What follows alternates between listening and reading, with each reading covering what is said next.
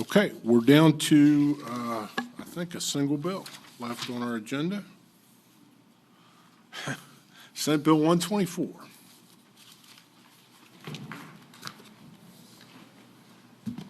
All right, under current law, a person who's convicted of cruelty to an animal is guilty of a misdemeanor.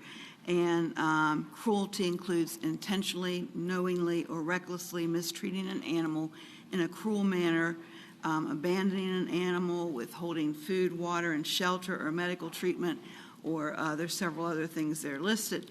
A person convicted of a second or subsequent offense is also guilty of a misdemeanor, but in that case they are subject to confinement in a state correctional facility for 1 to 5 years and a fine of $1,000 to $5,000.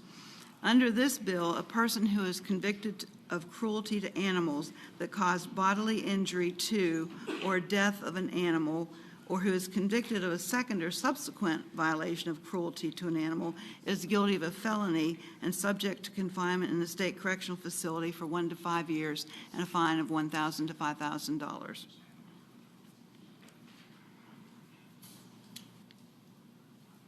Thank you, Counselor. Questions of our counsel?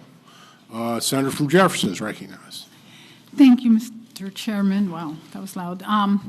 So I'm just a little bit worried that this isn't specified enough. I mean, if the owner of the animal leaves water and the pet drinks all the water up before the owner is able to come back, can they be fined $1,000 and be sent to jail for that? I don't think that it would be the case. It certainly doesn't say anything specific in there about if, they gave them water and it's gone. But I would think that this would only be used in cases where there's true abuse and the animal's left outside without water or left without water. Is there and that's current law. Is there anything that says they have to have multiple times been found? Is there anything in there? It says intentionally, knowingly, and recklessly, but it doesn't specify any number of times that you have to be caught not providing for the animal. I understand that. Of course, I hate to say it, but those are kind of subjective.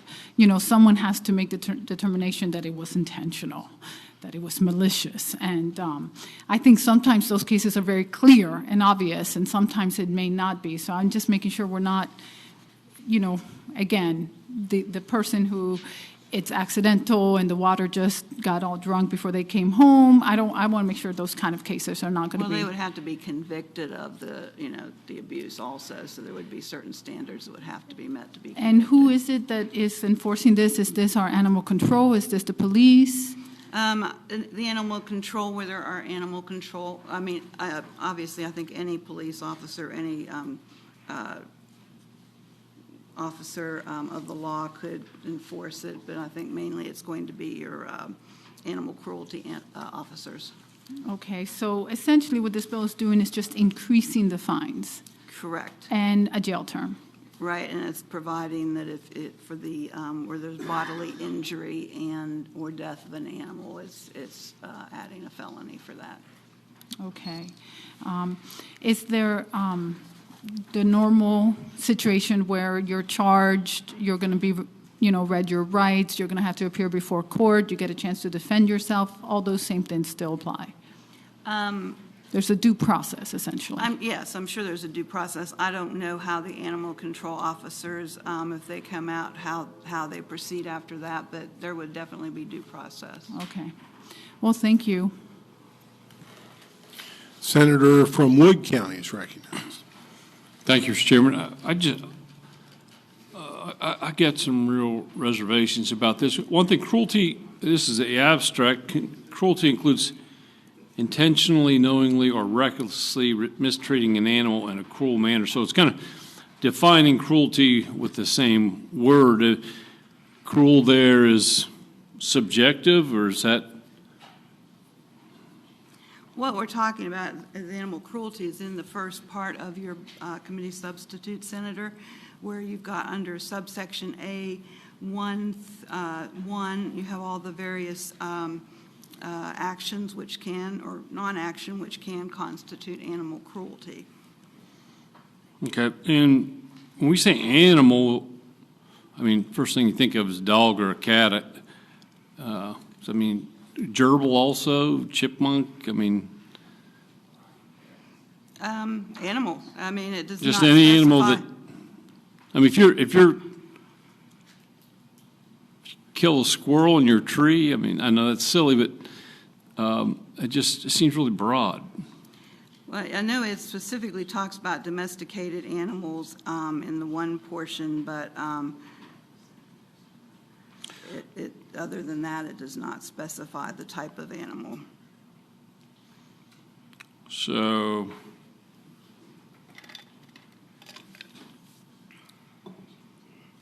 okay, I just, okay, thank you. Thank you, Mr. Chairman. Thank you. Other questions of our council? All right, Senator from Logan is recognized.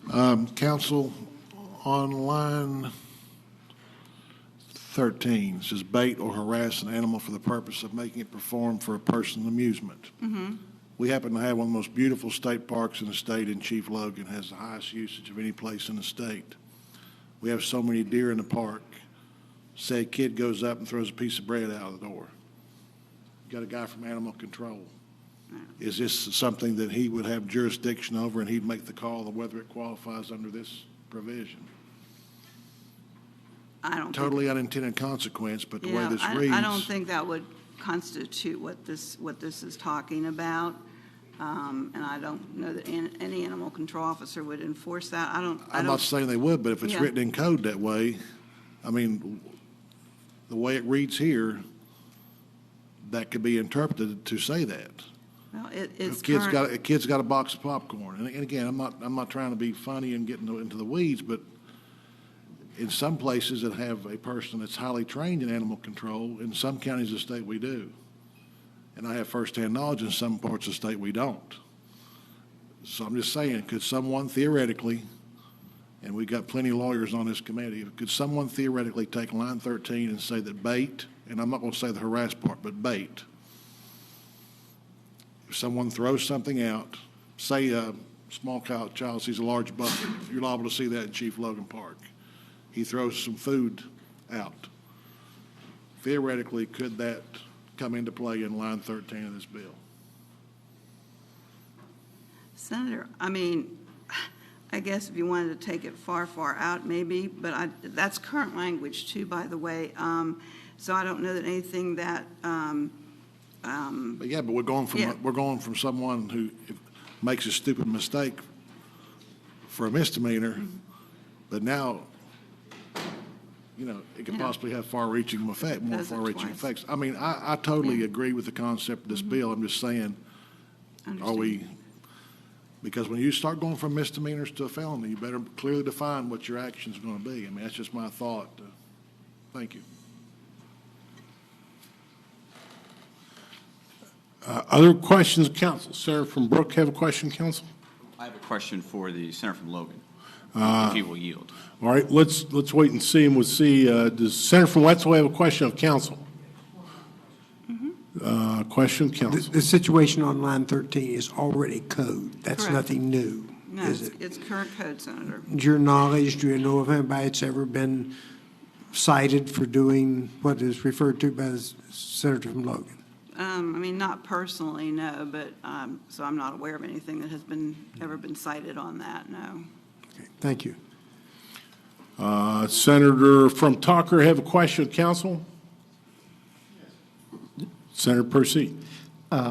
Council, I think it's somewhere in the DNR rules, it's already illegal to feed the animals in state parks, so, I mean, I don't think it would be but I know you're concerned, but it's already illegal to feed any wildlife in a state park, so that would fall under that, correct, Council? If it's illegal, yes, it would. Yeah, okay. All right, thank you, Mr. Chairman. Thank you. Other questions of council? Senator from Wood. Thank you, Mr. Chairman. I just want to make sure I'm following right on the Senator from Logan. Line 13, So that's going to be a felony now? Is that, Second time. I mean, if you're convicted of more than a second or subsequent offense. so if you harass an animal for the purpose of making it perform for a person's amusement twice, you can go to prison? That would be the way it reads, yes. 1 to 5 years in prison for, Yes. okay. Thank you. Thanks, Mr. Chairman. Senator from Jefferson County.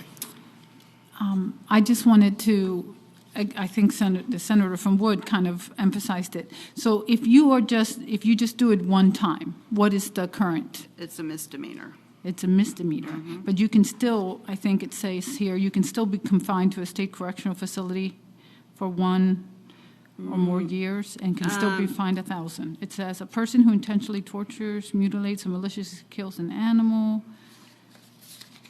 It still Right. includes that. Right. Okay. So it only becomes a felony if it's your second or subsequent conviction. Correct. And, you know, one of the reasons I have to admit this gives me heartburn, we just passed in the Senate floor today a way to expunge, you know, certain crimes that are not violent. And obviously, I feel like there should be a difference in this section of code. And I understand that it's existing language, but there should be a little bit of a difference between things like the animal doesn't have enough water to actually maliciously hurting. And that kind of, I think that's the real problem. And I wasn't here, of course, when this legislation got passed previously, but I kind of wish that we just differentiated a little bit between violence and, you know, I can neglect. certainly do that, Senator, yes. Okay, thank you. Senator from Logan, question of council. Thank you, Mr. Chairman. I don't mean to be redundant, but I'll use another analogy. We have children come to this Capitol every day. There's squirrels running all over the Capitol complex. We park a yellow school bus at the Governor's Drive. They walk up here to enter the building.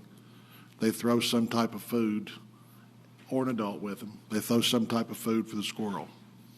And again, 99% of what's on here, I have no problem with. But technically and theoretically, the first time they do it, it's a misdemeanor. Not so much a child, but say an adult. Now, the second time they would do that, say they come back, the teacher brings the next person, next year's school kids to the Capitol, and say for some reason, I don't think she would, but say that she did, throw something out for the squirrel to chase again, what category we put that person in now? I mean, again, I don't necessarily, I'm obviously guilty because I've fed the squirrels That's over- my point. for 40 years, but Thank you for nobody's making my point. arrested me for it. On behalf of all of West Virginia, thank you for making my point for me. I'm not trying to be facetious, but I'm telling you something. When you start going from misdemeanors to felonies, you got to hit what you're shooting at. That's my only comment. Thank you, Mr. Chairman. Okay, other questions of our council? Senator from Brooke. Thank you, Mr. Chairman. Council, in one of the earlier hypotheticals, it was, what if I didn't leave my dog enough water while I was gone for work for the day or gone for the day? Does that constitute a misdemeanor underneath what is in law right now? Well, I don't think that you were intentionally, knowingly, or recklessly trying to mistreat that animal. Well, so forgetting to leave water, is that an affirmative action, or is that just forgetting to leave water?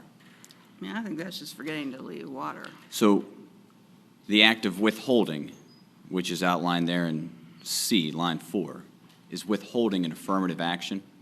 Is that I think so. I mean, you're making it intentionally not giving it water. So that's an intentional action, that I am Correct. making a conscious decision to withhold the water? Correct. So that would be different than in a situation of, forgot to put out enough water in the dish today. I would think so, Senator. In looking at, as we go through A, B, C, down to I, these all look like conscious affirmative decisions that are made by an individual to mistreat or to abandon or to withhold, to abandon, to die, to leave, to ride. So these aren't just things that are neglectful that an individual mistakenly does. No, they're intentional, knowing, or reckless. Okay. Thank you, counsel. Thank you, Mr. Chairman. Thank you. Other questions of council? If not, we'll throw it open for discussion or amendments. Senator from Wetzel County. Thank you, Mr. Chairman. I believe that we have someone here from the ASPCA that would like to address this bill. Senator from Wetzel County asks unanimous consent that a representative of the ASPCA be allowed to address the committee. Is there objection? Chair hears none. Welcome. Please come forward. With handouts. Would you, for the members of the committee and viewers or listeners that we may have, would you tell us your full name, please? Yes, Heather Sievert, and I'm with the Humane Society of the United States. I'm the West Virginia State Director, and I live in Morgantown. All right. Welcome. Heather, would you raise your right hand, please? Do you swear or affirm that the testimony you're about to give the committee will be the truth, the whole truth, and nothing but the truth? Yes, sir. Thank you very much, and welcome to the Senate Judiciary Committee. And we'll recognize the senator from Wetzel County. Thank you, Mr. Chairman. Heather, would you like to give us a little bit of background on this, please? Yes, thank you, sir. I just want to expand a little bit on the excellent questions that you guys had raised today. First, I want to say that in order for somebody to be charged for a felony crime per the additions that are being included in this bill, they would have to have subjected the animal to something that created bodily harm. So feeding wildlife bread, unless that bread is poisoned or has tacks or something in it, it's not going to be causing bodily harm. In addition, the portion that we are adding is a simple penalty provision in between the current misdemeanor and current felony options.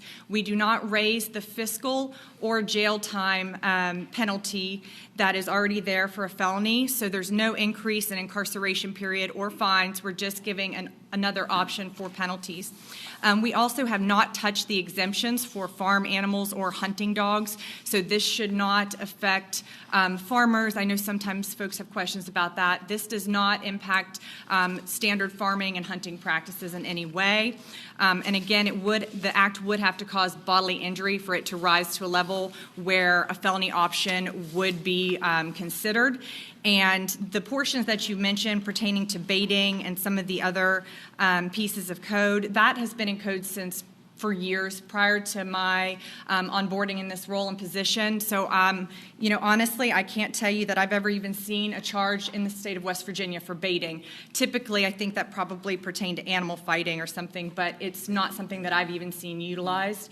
And in addition, as for those capable of enforcing this section of code, especially pertaining to a felony, that's going to have to be a deputized officer of the law. Only a deputized officer can issue a search warrant, make an arrest, and a charge of that nature. So again, this is not something that would be taken lightly. These are violations that are already in our current code, and it would have to rise to the level of bodily harm for it to be considered for a felony. And it does not impact farming or hunting in any way. Any questions? Further questions by the senator from Wetzel? No, sir. All right, we have some other members who've indicated that they have questions. The senator from Logan County. Thank you, Mr. Chairman. Not so much a question, but a comment. Heather, I want to thank you for the work you've done in southern West Virginia. You have been a godsend to our county. What you've done is nothing short of amazing. I did not want you to think that I had the appearance of not supporting this piece of legislation. But sometimes when you go from being a misdemeanor to a felony, you got to make sure you cross the T's and dot the I's. And you know how our park system is down there. Yes. And as counsel stated, a lot of us are guilty of doing that. I mean, not trying to with any malice. Right. But we have a tremendous problem in southern West Virginia with animal cruelty. You know that. I'm ashamed of it. I'm embarrassed by it. I just did not want you to have any indications that I did not support what you're trying to accomplish, because I do, and I appreciate the work you've done. Well, I appreciate that. Thank you. And you know how I feel about the folks in your area as well. So anything else that I can answer? Oh, we've got some more lights, Heather. Okay. Senator from Jefferson's recognized. Thank you. Thank you so much for being here. And just like my fellow senator, I don't want you to construe opposition to this bill. I just want to make certain we don't do unintentional circumstances. And like I said, it does give me a little bit of heartburn that certain things, like withhold, which is kind of vague, and proper sustenance, and unfortunately, there are cases where we have folks who are a little bit overzealous in their job, and because we allow so much discretion in their opinion, is it bodily injury for a dog to be panting, for example? No, that would not qualify. Okay, and I just wish that we were specifying and were clarifying these things. There is further definition of bodily injury in code. Unfortunately, I don't have that right in front of me, Right but here. it does specify that that an injury has to occur to the animal. So panting would not in and of itself be considered. It would have to be substantial physical pain, illness, or any impairment of physical condition. So it wouldn't be something simple panting. But I certainly appreciate what you're saying, and we were very, very careful with this language. Worked very hard to get endorsements from law enforcement across the state, including Sheriff Doherty, who's wonderful, and made sure that it was sensible language that would not impact, farmers, hunters, and those that may have concerns. I really do believe this is sensible language, and I hope that that this information has helped to clarify. But we also have had prosecutors in the state that have asked for another option to be placed in code, also too for repeat offenses. So that's what we were trying to do with this provision. And I really appreciate your clarification. It's very important to me before I vote on a bill that I know what I'm voting for. Just one more circumstance.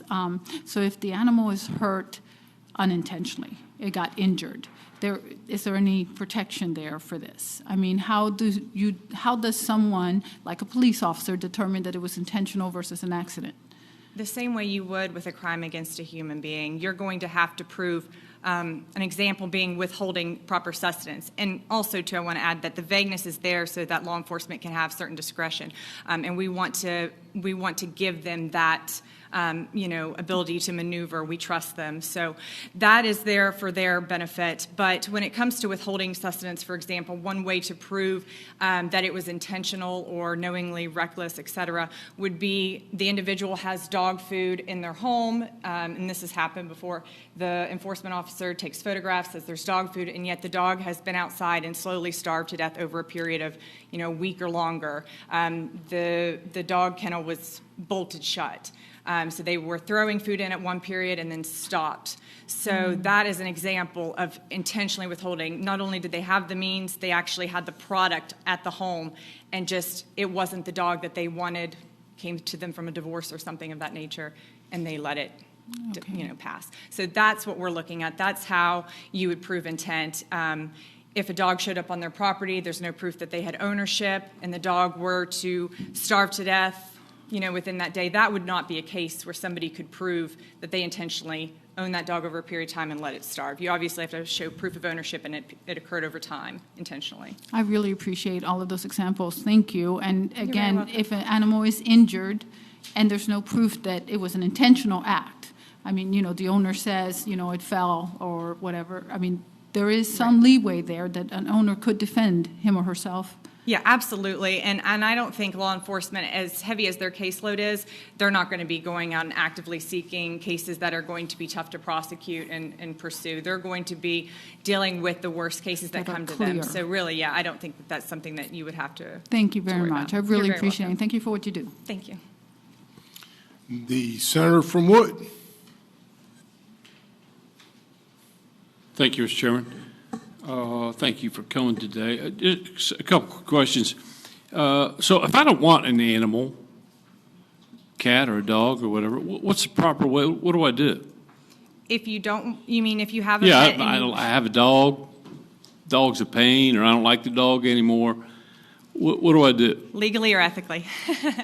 I'm so sorry. I remember what my mother did 30 years ago. Well, per state code, you're not supposed to shoot the dog anymore. Law enforcement can do so, but a private citizen typically is not I'm supposed sorry. to. So could you? I'm sorry. I was just. So, if that's what you're asking, usually you would either do one of two things. You would take it to a local animal shelter or a rescue, or you would try and rehome the animal yourself, try and sell it or give it away for free. If I don't have an animal shelter or humane society nearby, what do I do? You're saying you want to dispose of the animal. Essentially, Yeah, you've tried right. all So other what options. if I You've want done- to? What You if need I- to take it to a licensed veterinarian to have them properly euthanize the animal. Legally, that is what's currently in code. Okay. Only an officer of the law can. And you can can legally shoot do one. that, even if if you don't want the animal, you can take it to. Yes, but not all veterinarians will do that based off of their ethical So practices, if but I were most will. if I were to euthanize my animal at home, would that be legal? Not if it's by means of gun and bullet, and if you're using euthanasia medication, that's a controlled substance by the state veterinary board, so you probably wouldn't be able to do that. Okay, you said something about feeding an animal poisonous food. Okay. Yes, sir. So if you feed, what kind of animals? Is that domesticated This animals? would be a companion animal. As I've said, the exemptions pertaining to even hunting dogs are still in code. So if it's a standard practice for hunting or farming, So it's if I going to be exempt. if I poison an acorn, whatever, feed it to a squirrel dies. Am I breaking the law? Am I going to go to prison for a year or what? I don't know the wildlife codes as well. That would be something that I would want to check with DNR on, but this is pertaining more to companion animals. Okay. And last question. Here's my big concern, and it's a broader concern. You know, I think that our culture, our society, the last 30, 40 years, it's become jaded, and we have devalued, in a large sense, the value of a human being. And I think there's a lot of reasons for that. I think abortion is a reason. I think that pornography is a reason. I think there's a lot of reasons. And I think when that happened, I think that the value for animals has increased. And I think you can look at that scripturally. Romans 1 talks about that. My issue is that, like PETA, I think if you ask someone from PETA, what is the value of an animal vis-a-vis a human being? Does the Humane Society have any kind of written philosophy in terms of what they believe in terms of the value of an animal vis-a-vis a human being, or just in and of itself? Do you have a written statement on that, or? We don't, but that's an excellent question. We are in no way affiliated with PETA, and as you can ask many of the members here today, I think I as a state director, try and take a very reasonable approach to our policy and enforcement that we promote. Even in Logan County, a few years back, there was a very heavy snowstorm, and a rescue group, their roof collapsed. We gave funding not just for that facility, that kenneling, to be rebuilt, but we also gave additional funds to that family because we do believe in helping the people as well. In addition, I am a mother of 2 children and a CASA. So in my very limited free time, I am a court-appointed special advocate for children. It's usually when I blink, that's my spare time, but I try and spend that time helping children because I believe both children and animals are very important. Neither can really advocate for themselves. Well, so, you don't believe they're equal, though? As a mother of 2 children, no. Okay, so you understand that there's my children a vast will always space have of different, right? Yeah, In terms of the value of you hold a much greater value to a child or to a person or to whoever. I think all than living you would creatures an have a animal. value. But we're who talking has about more? children. Who has more? Would you say an animal has more value, or a person, an individual, has more value? I don't know, but what I can tell you... You don't know the answer to that. You don't know Well, who has more value. You want my personal opinion? I mean, as far as the organization, we don't have something in writing saying that animals are more or less important than people, but we do have a policy saying if we can help people, we should try and do that as well. I can also tell you that I personally devote my volunteer time, instead of doing it to animals, I volunteer my time to help children, so that I am doing both. And I can tell you that a great number of the cruelty cases, the horrific cases that I see, truly, there are children in that home as well. And it is oftentimes difficult for me to get action to get those kids out. But when I can get somebody in there to look at that home because of the animals, whatever means necessary, at least that's getting somebody in the home. And that's a canary in the coal mine. That animal, while I don't want to see them harmed, if that helps prevent the child in the home from being further harmed, then at least that's occurring. And both the animal can be removed and the children are being looked into. Okay, So there is benefit there. Thank you, Mr. Chairman. Senator from Tucker County have a question for our guest. Yeah, thank you, Mr. Chairman. Maybe this is more, I don't know, maybe you can answer it. now, like a farmer, if has a dog, say a couple dogs gets into his sheep and kills his, is killing his sheep, and is he still allowed? This won't have any effect on that. I mean, to protect his livestock, right? You're correct. That will not have an impact. Farmers, anybody will still have lawful grounds to shoot a dog that comes onto their property and poses risk to themselves, their family, or their livestock. If you, your children, or your livestock are at risk, then yes, you may shoot a dog on your property, absolutely, without exception. Okay. I thought that's probably how. I just wanted to make sure that we wasn't creating a loophole for protection. No, not whatsoever. That is still there, and we would not want to have folks not be able to protect their families or their livestock. That wouldn't be sensible. Okay. Appreciate that. Thank you. You're very Thank you, welcome. Mr. Chairman. Thank you. Okay, any other questions for our guest? If not, Ms. Heather, thank you very much for your appearance here today and for the information you've shared with our committee, and we will look forward to having you back, perhaps. Thank you, and you're very welcome. All right, we are, again, open for discussion or amendments offered by members of the committee.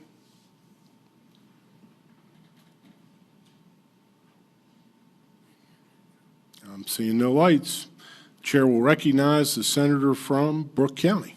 Thank you, Mr. Chairman. I move that we agree to the language of the committee substitute. The question before the committee is the motion by the senator from Brooke County that the committee agree upon the language of the proposed committee substitute for SB 124. Is there discussion regarding that motion? If not, all in favor of the motion, say aye. Aye. Opposed? No. The ayes appear to have it. The ayes do have it. I declare the motion adopted and the language agreed upon. Senator from Brooke. Thank you, Mr. Chairman. I move that the committee substitute for Senate Bill 124 be reported to the full Senate with the recommendation that it do pass. The question before the committee is the motion by the senator from Brooke County that committee substitute for SB 124 be reported to the full Senate with a recommendation for the bill's passage. Is there discussion? If not, all in favor of the motion to report, say aye. Aye. Opposed? The ayes appear to have it. The ayes do have it. I declare the motion adopted and the bill will be reported. Title's good. Further business.